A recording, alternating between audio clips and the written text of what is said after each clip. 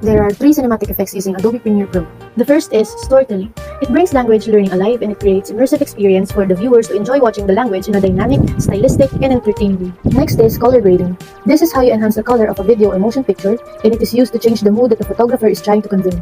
And last is cinematic bar. It is the process of transferring film shot in a widescreen aspect ratio to standard video formats in order to have cinematic ambience to the viewers. First thing we need to do is to color grade it. We will be needing an adjustment layer to apply the color to all the clips. To apply a color, you'll be needing to go here to the coloring tab. We will just drag the adjustment layer above our clips like this. Then adjust it until the end of our clip that we want to color grade. We will go on our creative menu to select a preset that we want to use in our clips. After we add colors to our clips, we will put cinematic bar.